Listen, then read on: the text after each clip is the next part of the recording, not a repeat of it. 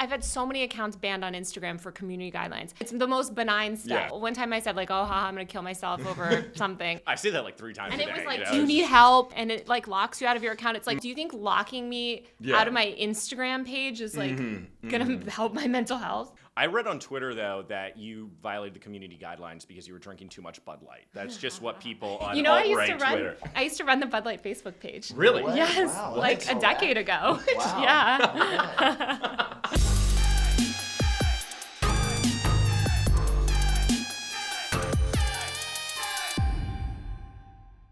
Welcome back to This Week in Money. This Week in Money. We have a special We're back. guest. Taylor Lorenz of the Washington Post and recent author of Extremely Online. Welcome. Thank you for joining us. Thanks for having me. You had a bit of a trip recently. You were in Cannes. I How's was. life? Oh, that's how you pronounce it? I thought it was Cannes. God, not surprised. How was that? It was gorgeous. Everyone looked amazing, and I saw a lot of celebrities. And I wasn't sure who they were, but they were like being swarmed. So I would just like took out my video camera too, like a sheep. Like I was like, who is it? No one was swarming you? That's surprising. No one gives a shit about media in Cannes. They care online though on Twitter. A lot of interesting comments about you there, huh? Yeah. This past weekend is Mark a Swiftie now. Taylor Swift touched down in Jersey last weekend for her Eras tour. Swift broke the MetLife Stadium attendance record for any artist with over 217,000 fans in attendance. Among the show's attendees included Ice Spice, Paul Rudd, Aaron Rodgers, and our very own Mark Moran. I heard it was your first concert ever, too. It was my first concert ever. I'd never been to a concert before, so I had to make Taylor Swift my first one. It was phenomenal, though. Truly a life-changing experience, one that has fulfilled and really helped ground me as a Swiftie as I move forward in my life. I was there with about 80,000 of my closest friends and family. I was in a box with a bunch of French teenagers and their parents, and it was truly a night to remember, let me just say that. Some TikTokers? There were a few TikTokers there as well. You know, it was a experience for the ages with a bunch of different people just really enjoying Ice Spice and Taylor like none other. How much glitter did you wear? Is it still on? I think I got most of it off, but I definitely had a few beads and glitter going on. Are you a Swiftie? She's my namesake. I've got What's your favorite stand song? a fellow Taylor. They're It's so a tough good. one, right? It's a tough one. I mean, she's had so many bangers. I have Blank Space. It's a classic. It's a classic. Yeah. Definitely. Brian, Gotta what love about you? Taylor. Yeah, I'm a You big got a favorite Taylor. song? Yeah. No, I don't have a Taylor. I like them all. Okay. You like them all? I like Just them a all. fan of it. I'm a fan. A new deal has been reached to raise the debt ceiling. Over the weekend, the White House and House Republicans have reached a tentative deal to raise the debt ceiling and cap government spending for 2 years. The announcement diffused longstanding fears of a catastrophic default, which could have led to significant market volatility, spikes in interest rates, and a rise in unemployment. Does anybody give a shit? Honestly, if we're 41 trillion in debt, like, what does this matter? I saw this whole news does it break, matter? and I'm like, I don't. What does any other country have this debt? Probably I not. don't hear about it. Probably not. I don't give The a shit. Chinese own half of our debt anyway. It's not like it matters. Yeah. But this could have pretty big ramifications. I don't give a shit. I don't think any of this matters. Taylor, I don't know. Any opinions aside from, do you give a shit? I feel like it's all made up. Nothing's real. Nothing is real. If there's a theme of anything, nothing's real. Ron DeSantis attempts to launch his presidential bid on Twitter. Florida Governor Ron DeSantis officially announced his 2024 presidential campaign live on Twitter Spaces. Tons of technical difficulties, drew an audience of about 161,000 users. Elon Musk hosted the hour-long Spaces event, which we had to restart following glitches and server crashes. Taylor, how do you feel about Elon and Ron DeSantis teaming up? It's so hilarious because somebody tweeted like Twitter Spaces is like, what if radio didn't work? And it's true. Also, I can't help but notice the numbers. It's like half as many people went to the Taylor Swift concert.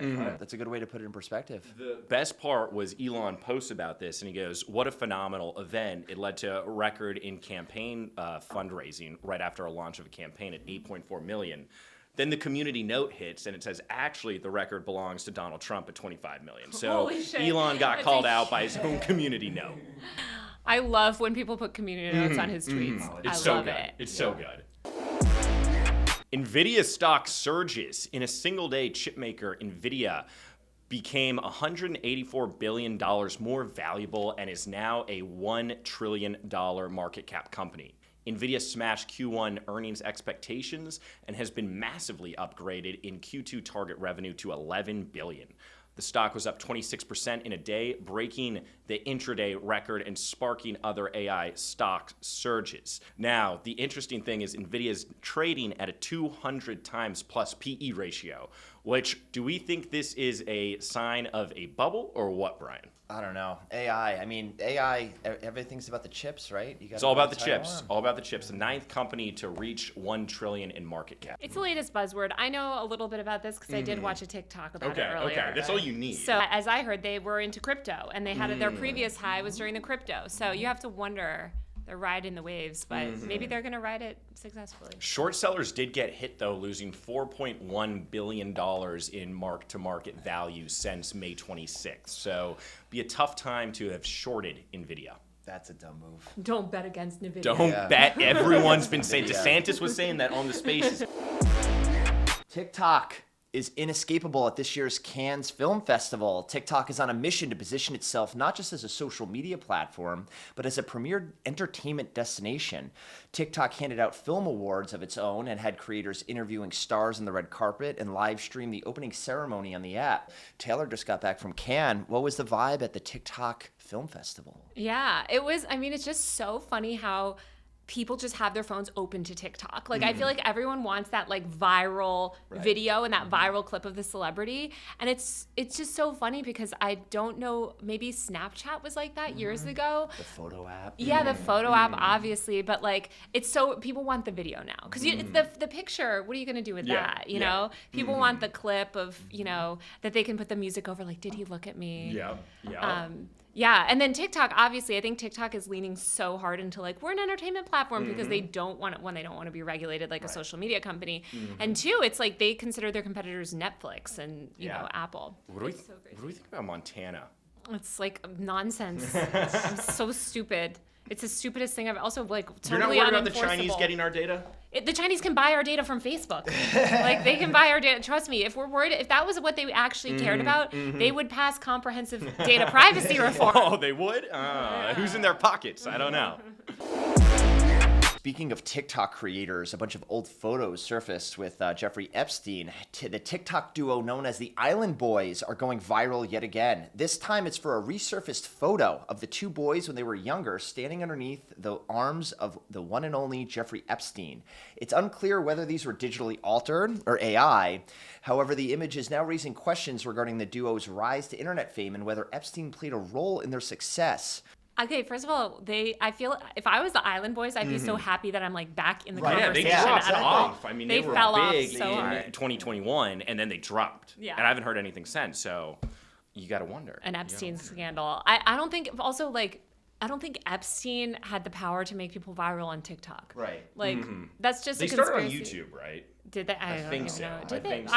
I heard of them from TikTok. But I have heard stories of certain YouTube creators who sold their souls to the Illuminati, and then that has helped them in their careers. What do you think about that? I don't think you need the Illuminati. I think you just need like the right connect. You collab with the right big creator. You join that friend group.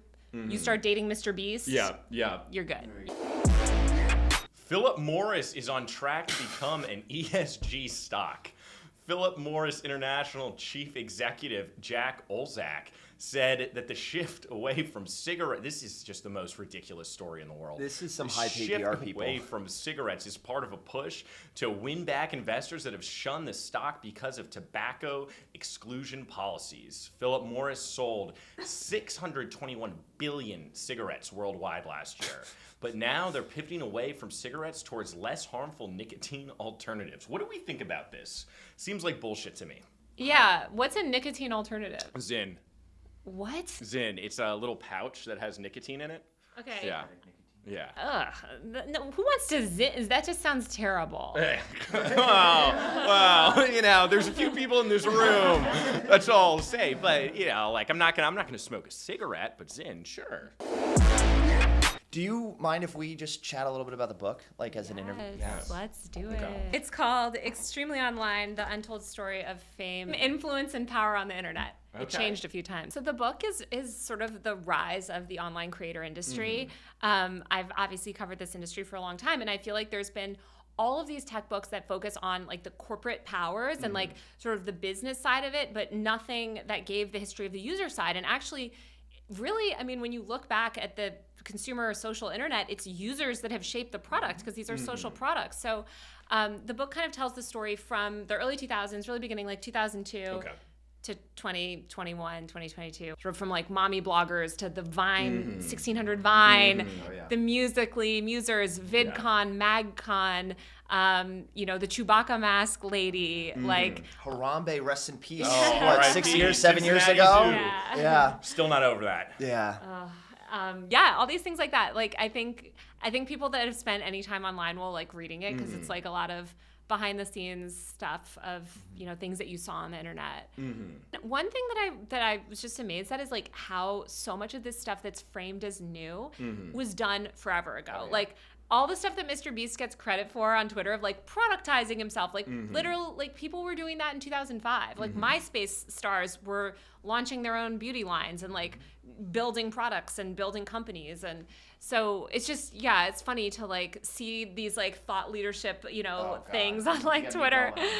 Talk to us about the writing process. What was it like? What led to this idea? I should have just written a book on Vine because I wrote like 60,000 words on Vine, and then I was like, okay, this is like, what did I do this for? And I actually thought about writing about a book on Vine, and then I felt like there's so much revisionist history, and I think as someone that's been in the social media game, you know, as an internet personality and then like as a writer, like you just see people like taking credit for things that they had nothing to do with and like just rewriting history. And so I was like, no one's gonna write this. Oh, who else is gonna write this book? Like I've been covering it the longest and I'm the oldest on the beat. But it's just so funny how like, I mean, I just found like time and time again, and I go through kind of all these platforms and how they fought and like YouNow versus Twitch versus like this live streaming wars and like all the drama and like, the tech executives are just like bumbling around, and then like later they position themselves as genius, and it's like your ass was saved so many. I'm sure this is true for any business, but like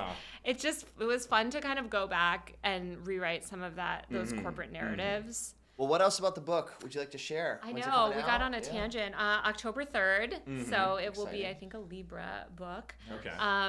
Yeah, this fall, but pre-order it. Pre-orders are like the #1 thing in books. So if you think that you might read it all, just pre-order it. Done. Simon & Schuster, right? Simon & Schuster. All right, well, Taylor, thank you for being here. Thank you so much, for coming. Taylor. This was great. Yes. All right. Be sure to like and follow Taylor Lorenz 3.0 and all of her 30 backup pages. That is all for This Week in Money with our friend Taylor Lorenz and my co-host, Mr. Moran. Make sure you're subscribed to the Bullish Studio YouTube. Hit the bell to get notifications about all of our upcoming episodes. Thank you for tuning in, and we will see you again next week on This Next Week. Week in Money.